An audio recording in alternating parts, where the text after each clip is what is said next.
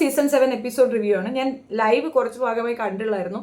അതിന്റെ റീസൺ മറ്റൊന്നുമല്ല, ഈ നമ്മൾ ഒരു കാര്യം പറഞ്ഞാൽ ആ ഒരു ടേം തന്നെ ഫോളോ ചെയ്യുക എന്നുള്ളതാണ്. ഇപ്പം ബിഗ് ബോസിൽ ഇത്രയും ദിവസത്തെ ഒരു എപ്പിസോഡ്, ഐ മീൻസ് ഈ വീക്കെൻഡ് എപ്പിസോഡിൽ വെച്ചിട്ട് എനിക്ക് ഏറ്റവും ഇഷ്ടപ്പെട്ടത് സൺഡേ എപ്പിസോഡാണ്. അത് മോഹൻലാൽ കറക്റ്റായിട്ട് ആർക്കും നിഷ്പക്ഷമായിട്ട് തന്നെ ഒരു തീരുമാനം എടുത്തതുപോലെയാണ് എനിക്ക് ഫീൽ ചെയ്തത്. അപ്പം അത് വളരെ സന്തോഷം ഉണ്ടാക്കുന്ന ഒരു കാര്യമായിരുന്നു. പക്ഷെ നേർവിപരീതമായിട്ട് അതിനകത്ത് കാണിച്ച ഒരു ഒരു വൃത്തികേട്, ഒരു വൾഗാരിറ്റി. ഒരു പക്ഷെ നിങ്ങൾ അക്ബറിനെ പുറത്താക്കാനാണ് പ്ലാനെങ്കിൽ ഓക്കെ, ആ ഒരു പേയ്മെന്റ് അയാൾക്ക് കിട്ടുന്നതിൽ സങ്കടമൊന്നുമില്ല, സന്തോഷം മാത്രമേ ഉള്ളൂ. പക്ഷെ നിവിൻ എന്ന വ്യക്തിയെ നീക്കി നിർത്തുമ്പോൾ, അയാൾക്ക് ഒരു പണിഷ്മെന്റ് കൊടുക്കുമ്പോൾ, അയാൾ ഔട്ടാക്കുന്നതിന് പകരം അവിടെ നിലനിർത്തിക്കൊണ്ട് പോകുമ്പോൾ പൊതുസമൂഹം മണ്ടന്മാരാണെന്ന് വിചാരിക്കുന്നത്. ഇപ്പം ഒരുപാട് പേരുടെ പിന്നെ ടൈം ലൈനിൽ അവർ തന്നെ ഇട്ടിരിക്കുന്ന ഒരു കാര്യമുണ്ട്. എല്ലാവരും ഇടുന്നുണ്ട്, ഞാൻ മാത്രമേ ഉള്ളൂ പോൾ ഇടാത്തത്. ഇന്ന ആളുകൾക്ക് ആർക്കാണ് നിങ്ങൾക്ക് കൂടുതൽ താല്പര്യം എന്നുള്ള രീതിയിൽ കമ്മ്യൂണിറ്റി പോസ്റ്റ് ഇടാണ്ട് പലരും. അതിനകത്തൊക്കെ ഒരുപാട് പേര് ആ റിവ്യൂ നമുക്ക് കാണുമ്പോൾ തന്നെ മനസ്സിലാകുന്ന ഒരു കാര്യം, നിവിനെ പുറത്താക്കണമെന്ന് തന്നെയാണ് മെജോറിറ്റി ആൾക്കാർ പറഞ്ഞിട്ടുള്ളത്. പേഴ്സണലി പറയണേ, എനിക്ക് ഭയങ്കര ആഗ്രഹമായിരുന്നു നിവിൻ പുറത്തു പോകണം എന്നുള്ളത്, എനിക്ക് ഭയങ്കര ആഗ്രഹമായിരുന്നു. പക്ഷെ അതിൽ നിന്ന് വിട്ടിട്ട് നെവിൻ അകത്താക്കി ആര്യനെ പുറത്ത് വിട്ടിരുന്നു. രണ്ടുപേരും ഈക്വലി പുറത്തു പോകേണ്ടവരാണ്. ഈ നെവിൻ, അക്ബർ, ആര്യൻ, സാബുമോൻ, ഇവർ പുറത്തു പോകേണ്ട വ്യക്തികൾ തന്നെയാണ്. ഒരു തർക്കവുമില്ല. അവരെ ഒരു രീതിയിലും അവിടെ ആക്സെപ്റ്റ് ചെയ്യാൻ എനിക്ക് പേഴ്സണലി ബുദ്ധിമുട്ടുണ്ട്. പക്ഷെ ഇത് നിലനിർത്തിക്കൊണ്ട് പോകുമ്പോൾ അതിനകത്ത് കാണിക്കേണ്ട മിനിമം എത്തിക്സ് ഉണ്ട്. ഒരു ഗെയിമിൽ നിന്ന് അവരെ നീക്കി നിർത്തിയാൽ ആ ഗെയിമിൽ നിന്ന് നീക്കി നിർത്തിയതുപോലെ തന്നെ കാണിക്കണമായിരുന്നു. അത് ചെയ്തിട്ടുണ്ടായിരുന്നില്ല. അപ്പം ഇന്നത്തെ എപ്പിസോഡ് കാണുമ്പോൾ ഏകദേശം ആളുകൾക്ക് മനസ്സിലാകും, ബോറിംഗ് ഒന്നുമില്ല, പക്ഷെ കാണുമ്പോൾ നമുക്ക് നമ്മളോട് തന്നെ ഒരു പുച്ഛം തോന്നും. കാരണം കാണുന്നവർക്കൊരു ഒരു ആക്സെപ്റ്റൻസ് ഒന്നും കൊടുക്കുന്നില്ല. പക്ഷെ ഇതിനകത്ത് മറ്റൊരു ട്വിസ്റ്റ് ഉണ്ട്. ഇപ്പോൾ നെവിൻ പുറത്തു പോകുന്നതിന് മുമ്പ്, അല്ലെങ്കിൽ അക്ബർ പുറത്തു പോകുന്നതിന് മുമ്പ് അവർക്ക് കുറച്ച് പൈസ കൊടുത്ത് ഹോണർ ചെയ്യണമെന്ന് തോന്നി, അതായിരിക്കാം. ഇപ്പൊ എങ്ങനെയാണ് ഈ സെക്ഷൻ വന്നതെന്ന് മനസ്സിലാകുന്നില്ല. മറ്റേത് 50 ലക്ഷം രൂപ കിട്ടുന്നവർക്ക് ഇങ്ങനെ ഒരു ഓപ്ഷൻ കൊടുക്കുന്നു, ഇത് എടുത്തുകൊണ്ട് പോകാൻ പറ്റുന്നവർക്ക് പോകാം, അല്ലാത്തവർക്ക് നിൽക്കാം, അങ്ങനെയൊക്കെ തന്നെയായിരുന്നു മുൻപ്. അത് നമുക്ക് ഏറ്റവും കൂടുതൽ വിഷമം തോന്നിയിരുന്നു കഴിഞ്ഞ പ്രാവശ്യത്തെ ഈ മണി ബാഗ് കേന്ദ്രീകരിച്ചിട്ടുള്ള ഒരു പ്രശ്നം. കഴിഞ്ഞ പ്രാവശ്യം നമുക്ക് ഭയങ്കര നിരാശ തോന്നിയിരുന്നു. അതിൽ മെയിൻ ആയിട്ടുണ്ടായിരുന്നത് സായി പോലെ ഉള്ള ഒരാൾ ഗെയിം കളിക്കാനൊന്നും പിന്നെ അതിനകത്ത് പോയിട്ട് ഒരുമാതിരി വൾഗാരിറ്റി അതിനകത്ത് കാണിച്ചത് മാത്രം പോരാതെ അവസാന നിമിഷം അത് ആ കുട്ടിക്ക് കിട്ടേണ്ടായിരുന്നു, നന്ദനയോ ആ കുട്ടിക്ക് കിട്ടേണ്ടതായിരുന്നു. അത് അവളായിരുന്നു അതിനകത്ത് അർഹതയെന്ന് എനിക്ക് തോന്നി. ആ പെൺകുട്ടിക്ക് കിട്ടുന്നതിന് പകരം അതും എടുത്തുകൊണ്ട് ഓടി പുറത്തേക്ക് പോകുന്ന ഒരു സീൻ ഉണ്ടായിരുന്നു കഴിഞ്ഞ തവണ. അപ്പോഴത്തന്നെ നമുക്കൊരു വിഷമം ഉണ്ടായിരുന്നു. അതേപോലെ എന്തൊരു അവസ്ഥ ഇതിനകത്ത് ഉണ്ടാകാൻ ചാൻസ് ഉണ്ടായിരുന്നു. മേ ബി അനുമോള് പൊട്ടത്തിയാണ്, വേണമെങ്കിൽ അതും എടുത്തുകൊണ്ട് ഇറങ്ങി വരാൻ ചാൻസസ് ആണ്. അപ്പം അതിൽ അത് എടുക്കുന്ന കാര്യം ഇങ്ങനെ ഡിസ്കഷൻ നടത്തി എന്നതിനെ ചുവട് പിടിച്ചിട്ട് ഇന്ന് നടത്തിയ ഒരു ഷോ ഉണ്ടല്ലോ, ഭയങ്കര ബോറിംഗ് ആയിപ്പോയിരുന്നു. അതിൻ്റെ ഒരു എക്സ്പ്ലനേഷൻ തരാം. അതായത് ഒരു ടാസ്ക് ആയിട്ട് കൊടുക്കുകയാണ് ഇവർക്ക്, പൈസ ഇങ്ങനെ പൊഴിയും. എനിക്ക് തോന്നുന്നത് റിയൽ മണിയാണോ എന്ന് അറിയത്തില്ല, റിയൽ മണിയാണെന്ന് തോന്നുന്നു. അതിങ്ങനെ അവർ മുകളിൽ നിന്ന് ഇങ്ങനെ ബോൾ ഇട്ട് കൊടുത്തില്ല, അതുപോലെ ഒരു ടാസ്ക്കാണ് അവർ കൊടുത്തിരിക്കുന്നത്. അപ്പോൾ അതിൽ കൂടെ ആർക്ക് വേണമെങ്കിലും അത് കളക്ട് ചെയ്യാം.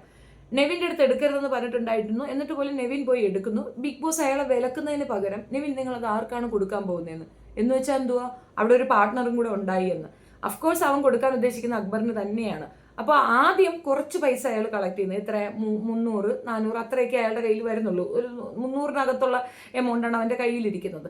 അത് അവൻ അനുമോൾക്കും അനീഷിനും ഒക്കെ ഷെയർ ചെയ്ത് കൊടുക്കുന്നു. അതായത് പുറത്തുള്ളവർ ഇത് കാണുമ്പോൾ അയാൾ ആദ്യം കൊടുത്തത് അനുമോൾക്കാണല്ലോ, പിന്നെന്താ കുഴപ്പം എന്ന ഒരു ടോക്ക് വരാൻ വേണ്ടിയിട്ടാണ് ആദ്യത്തെ കിട്ടിയ ചെറിയ എമൗണ്ട് അനുമോൾക്കും ബാക്കിയുള്ളവർക്കൊക്കെ ഷെയർ ചെയ്ത് കൊടുത്തത്. പക്ഷെ രണ്ടാമത് വന്നത് ഹ്യൂജ് എമൗണ്ട് ആണ്, 15,000 ആണ്. ഈ 15,000 അയാൾ അക്ബറിന് തന്നെ കൊടുക്കുന്നു. Point is there. കൃത്യമായി ഗൈഡ് ലൈൻ കൊടുത്ത് സ്ക്രിപ്റ്റഡ് ആയിട്ടാണ് ഇന്നത്തെ ഷോ എനിക്ക് മനസ്സിലായത്. അത് നെവിന് വേണ്ടിയിട്ട് തന്നെ ചെയ്തിട്ടുണ്ട്. പിന്നെ നെവിൻ്റെ ഒരു പുച്ഛം, അനുമോൾ വഴിഞ്ഞ് അങ്ങോട്ട് പോകുന്ന കാണുമ്പോൾ അനുമോളോട് തന്നെ എനിക്കൊരു വൈരാഗ്യവും ദേഷ്യവും തോന്നുന്നു. കാരണം അനുമോൾ അവൾക്ക് അവളുടെ വാല്യൂ അറിയില്ലെന്ന് തോന്നുന്നു. അനുമോളിൻ്റെ അടുത്ത് വന്നിട്ട് നിങ്ങൾ ഇവിടെ നിലനിന്നതിൻ്റെ കാരണം, അല്ലെങ്കിൽ നിങ്ങൾ നോമിനേഷൻ ചെയ്തിരുന്നു എവിക്ഷന് വേണ്ടിയിട്ട്, ഏറ്റവും കൂടുതൽ എവിക്ഷനിൽ വന്നത് നിങ്ങൾ രണ്ടുപേരാണ്, അത് നെവിനും അനുമോളുമാണ്. കുറവ് വന്നിട്ടുള്ളത് അനീഷാണ്. അപ്പം നിങ്ങൾ താങ്ക്സ് പറയണം, ഇവിടുത്തെ പ്രേക്ഷകരുടെ അടുത്തും പറയണം. അതുപോലെ അനീഷാണ് ഏറ്റവും കുറവ് വന്നിട്ടുള്ളത്. അപ്പം അനീഷ് താങ്ക്സ് പറയേണ്ടത് അവിടെയുള്ളവരുടെ അടുത്താണ്. അങ്ങനെ ഒരു ഓപ്പർച്യൂണിറ്റി കൊടുക്കുമ്പോഴത്തേക്ക് നെവിൻ കുറച്ച് കരഞ്ഞ് മെലോ ഡ്രാമ കാണിക്കുന്നുണ്ട്.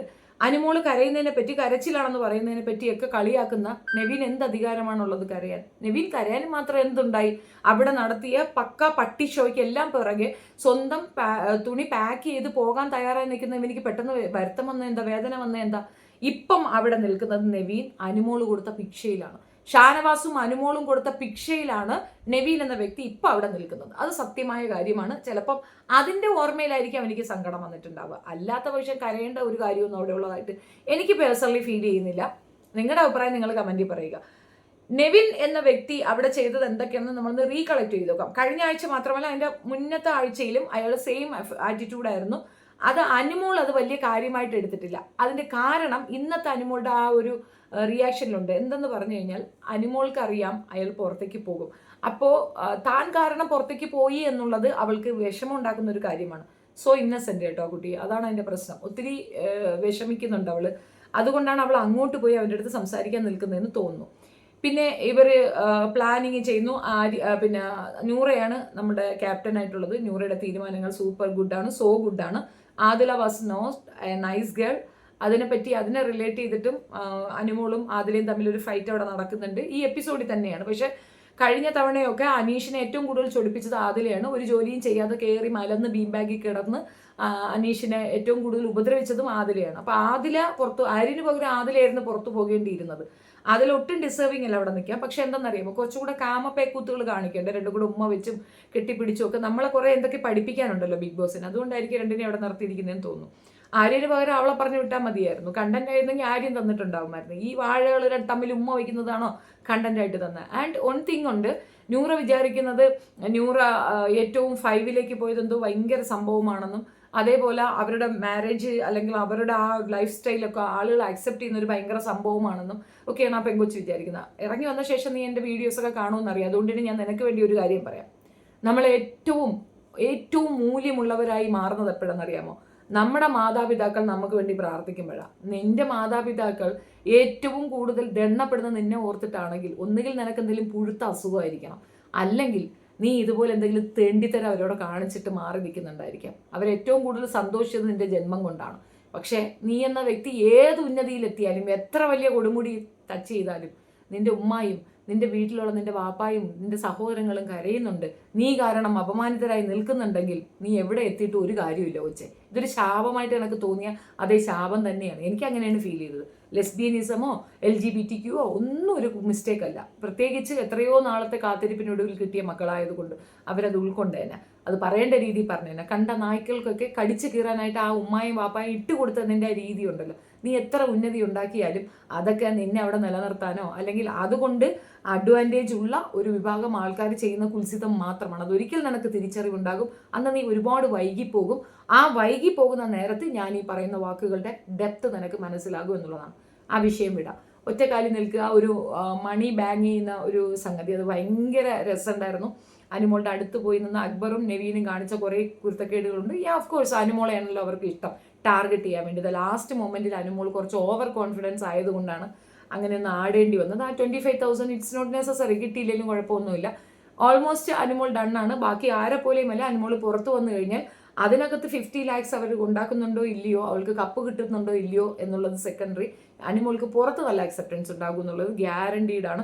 അത്രയും ആൾക്കാരുണ്ടായിരുന്നു. ആൻഡ് ഓവർ എക്സൈറ്റഡ് ആണെന്ന് തോന്നിയിട്ടുണ്ടായിരുന്നു എനിക്കിന്ന് കുറേ കാര്യങ്ങളിൽ.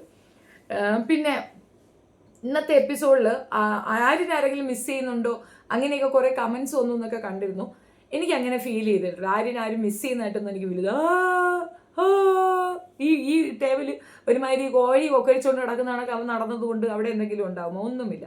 പക്ഷേ ബാക്കി എല്ലാവരും ഭയങ്കര ഹാപ്പി ആയിരുന്നു. അത് കാണാൻ പറ്റിയിട്ടുണ്ട്. ആദ്യമായിട്ടാണ് ഇത്രയും സന്തോഷത്തോടെ ഹൗസ് മേറ്റ്സിനെ കാണുന്നത്. കംഫർട്ട് സോണിൽ അവരെല്ലാവരും നിൽക്കുന്നതായിട്ടാണ് കണ്ടത്. ഒന്നാമത്തെ കാര്യം, ഈ പറയുന്ന അക്ബറിന്റെ ചിറകൊടിഞ്ഞു, നെവിന്റെ ചിറകൊടിഞ്ഞു, ആര്യം പുറത്ത്. ഇത്രയും ദിവസത്തെ എക്സ്പീരിയൻസ് നെവിനൊന്ന് ശരിക്കും ഫീഡ്ബാക്ക് ചെയ്യണം. വീണ്ടും ഒന്നും കൂടെ റീകളക്ട് ചെയ്യണമെങ്കിൽ നെവിന് മനസ്സിലാക്കാനുള്ള ഒരു കാര്യം, മാൻഡ്രേക്കായ അക്ബർ കാരണമാണ് ബാക്കിയുള്ള എല്ലാവരും പുറത്തു പോയിട്ടുള്ളത്. ഈച്ച് ആൻഡ് എവറി വൺ പുറത്തു പോകാനുള്ള മെയിൻ റീസൺ ഈ മാൻഡ്രേക്ക് അക്ബറാണ്. അത് മനസ്സിലാക്കുക എന്നുള്ളത് മാത്രമാണ് നെവിൻ ചെയ്യേണ്ടത്. നെവിൻ നല്ലൊരു പ്ലെയർ ആയിരുന്നു.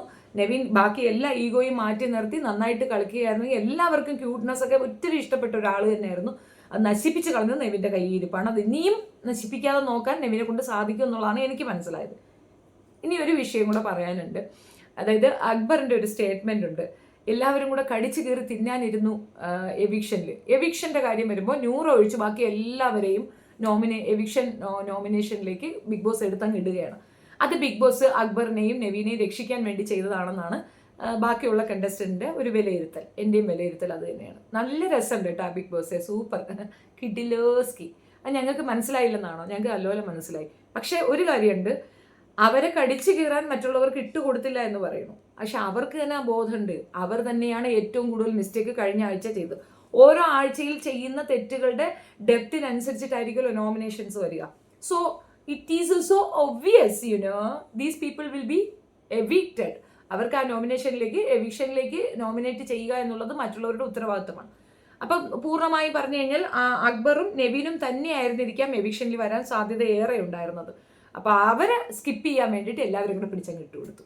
വെരി ഫണി, നല്ല സൂപ്പറായിട്ടുണ്ട്. അവന് നെവിനെ അനുമോളെ ഒന്ന് ടാലിയപ്പ് ചെയ്തത് ഭയങ്കരമായിട്ട് ഇഷ്ടപ്പെട്ടു. നെവിന് അനുമോളുടെ അത്രയും ഫാൻ, ഓഫ് വല്ലാത്ത തരം സൂപ്പർ ഒന്നും പറയാനില്ല. അല്ല, ബിഗ് ബോസ് എന്ന് തന്നെയല്ലേ, വേറൊന്നും അല്ലല്ലോ പേര്. എനിവേ, കൂടുതൽ വിശേഷങ്ങൾ നമുക്ക് വരും ദിവസങ്ങളിൽ കാണാം. ഇന്നത്തെ എപ്പിസോഡ് സത്യം പറഞ്ഞു കഴിഞ്ഞാൽ ഒരുപാട് കംഫർട്ടോടുകൂടി ഇരുന്ന് കാണാൻ പറ്റുന്ന ഒന്നാണ്. ഒരു പ്രത്യേകിച്ച് അലസൻ്റെയോ വഴക്കോ ചീത്തവിളികളോ വെല്ലുവിളികളോ ഒന്നും ഉണ്ടായിരുന്നില്ല. വളരെ സമാധാനപരമായിട്ട് പോയി. പക്ഷെ ഒരുപാട് കണ്ടന്റ് അതിനകത്തുണ്ടായിരുന്നു. ഒത്തിരി വിശേഷങ്ങളുണ്ട്. നമുക്ക് ഓരോ വിഷയങ്ങളും ഓരോ ഇതായിട്ട് ചെയ്യാൻ പറ്റുന്നതാണ് ഉണ്ടായിരുന്നു. ഇത്തരത്തിലായിരുന്നു ഈ ഒരു 100 ഡേയ്സും പോയിട്ടുണ്ടായിരുന്നെങ്കിൽ എന്ത് ഭംഗിയുണ്ടായിരുന്നേന്. ഒരു കാര്യമില്ലാതെ തല്ല്. അനുമോള് കിച്ചണിൽ കയറിയപ്പോൾ എന്താ അസ്വസ്ഥത എന്നുണ്ടല്ലേ. ഫുഡ് എല്ലാവർക്കും കൃത്യമായി കിട്ടുന്നു, നല്ല ഫുഡ് കിട്ടുന്നു. അതൊരു ബ്ലെസ്സിങ് തന്നെയാണ് ആ കുട്ടി. ആരായിരുന്നാലും ഏത് വീട്ടിലേക്കാണ് ആ കുട്ടി പോകുന്നതെങ്കിലും വളരെ വളരെ ലക്കി ആയിട്ടുള്ള ആൾക്കാർക്ക് തന്നെയാണ് അനുമോളെ കിട്ടുക, മരുമകളായിട്ടും മകളായിട്ടും. അത്ര നല്ല കുട്ടിയാണെന്നാണ് ഞാൻ പറയും. പിന്നെ എനിക്കൊരു കമൻറ്റ് വന്നിട്ടുണ്ടായിരുന്നു, എനിക്കെതിരെ അനുമോളിൻ്റെ ടീം കേസ് കൊടുത്തിട്ടുണ്ട് എന്ന്. അനുമോൾ എനിക്കെതിരെ കേസ് കൊടുക്കണമെങ്കിൽ അനുമോൾക്ക് എഗൻസ്റ്റ് ഞാൻ എന്തെങ്കിലും പറഞ്ഞിട്ടുണ്ടാകണം. അനുമോൾ അങ്ങനെ എന്തെങ്കിലും മിസ്റ്റേക്ക് ചെയ്തിട്ടുണ്ടെങ്കിൽ തീർച്ചയായിട്ടും ഞാൻ പറയും. അത് മുഖം നോക്കാതെ കാര്യങ്ങൾ പറയുന്ന ഒരു വ്യക്തിയാണ് ഞാൻ. അപ്പോൾ ആ ഒരു കാര്യം ഫേക്കാണ്. സെക്കൻഡ് തിങ്, എനിക്കെതിരെ ഒരു നോട്ടീസ് അവർ ഇട്ടിട്ടുണ്ട്. ഷെഫീന ബീവി എന്ന് പറയുന്ന ആളുമായിട്ട് ഞങ്ങൾക്ക് യാതൊരു ബന്ധവുമില്ല. ബിക്കോസ് ഞാൻ മോഹൻലാലിനെ ഒരുപാട് അബ്യൂസീവ് ആയിട്ട് പറഞ്ഞു, അതുകൊണ്ടാണ് അവർ അത് അങ്ങനെ എഴുതിയിട്ടെന്ന് പറയുന്നു. ഇനി അത് റീൽ ആണെങ്കിലും ഐ അഗ്രീഡ്, ഐ അഡ്മിറ്റഡ്. എൻ്റെ വാക്കുകൾ, എൻ്റെ പ്രവർത്തികൾ എൻ്റെതാണ്. അതിന് അനുമോളെ കൂട്ടുപിടിക്കേണ്ട കാര്യമില്ല. ഞാൻ ആരുടെയും PR അല്ലെന്ന് ഒരു 100 വട്ടം പറഞ്ഞു തന്നു. അവർ തന്നെ അത് പറയുമ്പം പിന്നെ കേസ് കൊടുക്കാൻ തക്കവണ്ണമൊന്നും അനുമോൾക്ക് അഗൻസ്റ്റ് ആയിട്ട് ഞാൻ ഇതുവരെയും പറഞ്ഞിട്ടില്ല. ഇനി പറയുമോ ഇല്ലെന്ന് എനിക്ക് അറിയത്തില്ല. ബിക്കോസ് ഞാൻ പറഞ്ഞു, ഇറ്റ്സ് ഡിപ്പെൻഡ്സ്. എനിക്ക് എൻ്റെ എക്സ്പീരിയൻസ് ഷെയർ ചെയ്യാൻ പറ്റുള്ളൂ. ഇതുവരെയും അവളുടെ ഒരു ആറ്റിറ്റ്യൂഡും എനിക്ക് മോശമായിട്ട് ഫീൽ ചെയ്തിട്ടില്ല. അതുമാത്രമല്ല, ചില സമയത്തുള്ള കൊഞ്ചിക്കുഴലുകളൊക്കെ ഞാൻ എടുത്ത് പറഞ്ഞിട്ടുണ്ട്. ഒരു പരിധിയിൽ കൂടുതൽ അതിനെ പറയാൻ അത് അങ്ങനെയുള്ളൊരു കുഞ്ഞല്ല. അതെനിക്ക് മനസ്സിലായത് കൊണ്ട് തന്നെയാണ് ഞാൻ അവളെ സപ്പോർട്ട് ചെയ്യുന്നത്. എൻ്റെ അടുത്ത് ആരും പറഞ്ഞേൽപ്പിച്ചിട്ടില്ല അവൾക്ക് വേണ്ടി എന്തെങ്കിലും പറയാനായിട്ട്. അങ്ങനെ പറഞ്ഞാലും കേൾക്കുന്ന വ്യക്തിയുമല്ല ഷെഫീന എന്നുള്ളതാണ്. പിന്നെ കമൻസിൽ കൂടെയൊക്കെ വന്നിരുന്ന ഞാൻ പറഞ്ഞിട്ടൊന്നും ഒരു കാര്യമില്ല. പിന്നെ എന്തോ എഴുതിയിട്ടുണ്ടായിരുന്നു, ഷെഫീനക്ക് കേസുകളൊന്നും പുത്തരിയല്ല. ഇടോ വട്ട് പറയരുത്. ബഷീർ എനിക്കെതിരെ കേസ് കൊടുത്തിട്ടില്ല. ഇനി എനിക്കെതിരെ ആരെങ്കിലും കേസ് കൊടുത്തിട്ടുണ്ടെങ്കിൽ തന്നെ അതിന് കൗണ്ടർ കൊടുക്കാനുള്ള കപ്പാസിറ്റി എനിക്കുണ്ട്. എന്നെ ചൊറിയാതെ ഞാൻ മാന്താറില്ല. ഞാൻ മാന്തുകയാണ് പരിപാടി, ചൊറിയലല്ല. എനിക്ക് മാന്തിയാണ് ശീലം. അതെന്നെ ചൊറിയുന്നത് കൊണ്ടാണ് തിരിച്ച് മാന്തുന്നത്. അത്തരക്കാരെ മാന്തി തന്നെയാണ് ശീലം. അതൊരു കുഴപ്പമാണോ അല്ലേന്നല്ല. എനിക്കെതിരെ കേസ് കൊടുക്കാനുള്ള ലൂപ്പ് ഹോൾസ് ഞാൻ എവിടെയും വിട്ടുവെക്കാറില്ല. അതുകൊണ്ട് തന്നെ 100% എനിക്കതിനകത്ത് നല്ല ധൈര്യമുണ്ട്. അല്ലാതെ ഇവിടുത്തെ നിയമങ്ങളെയോ കോടതിയെയോ പോലീസ് സ്റ്റേഷനെയോ ഒന്നും വെല്ലുവിളിക്കുന്ന സ്ത്രീയല്ല ഞാൻ. എനിക്കങ്ങനെ യാതൊരു രീതിയിലുള്ള അഹങ്കാരവുമില്ല. ഞാനിവിടെയുള്ള നിയമം അറിഞ്ഞ് മനസ്സിലാക്കി അതിനെ അനുസരിച്ച് ജീവിക്കുന്ന ഒരു സാധാരണ വീട്ടമ്മ തന്നെയാണ്. പക്ഷേ നിയമം നിങ്ങളെക്കാൾ ഉപരി എനിക്കറിയാം. എനിക്കറിയാവുന്നത് കൊണ്ട് തന്നെ അതിൻ്റെ എല്ലാ പഴുതുകളെയും വെച്ചിട്ട് തന്നെ ഞാൻ സംസാരിക്കുകയുള്ളൂ. പഴുതടച്ച വർത്തമാനങ്ങളെ ഞാൻ ഉണ്ടാക്കുകയുള്ളൂ എന്നുള്ളതാണ് സത്യം. ഇതിൻ്റെ കൂടുതൽ എക്സ്പ്ലനേഷൻസ് വേണമെങ്കിൽ ഞാൻ വേറൊരു വീഡിയോ ആയിട്ട് ചെയ്യാം. തൽക്കാലം ഈ എപ്പിസോഡ് റിവ്യൂവിൽ ഇത് പറയണമെന്ന് തോന്നി. ആ കമൻറ്റ് കണ്ടുകൊണ്ട് ഞാൻ ആ കമൻറ്റിന് മറുപടി ഇട്ടതാണ്. Thank you. നിങ്ങളുടെ അഭിപ്രായം കമൻറ്റ് രേഖപ്പെടുത്തുക. എന്തായാലും ഇവിടെ വന്ന് വായി നോക്കുന്നവർ ഒരു സബ്സ്ക്രൈബ് ബട്ടണും കൂടെ ഒന്ന് ഞെക്കിയിട്ട് പോവുകയാണെങ്കിൽ സന്തോഷമായിരിക്കും. സബ്സ്ക്രൈബ് ചെയ്തിട്ട് കാണുക, സപ്പോർട്ട് ചെയ്യുക. Thank you so much.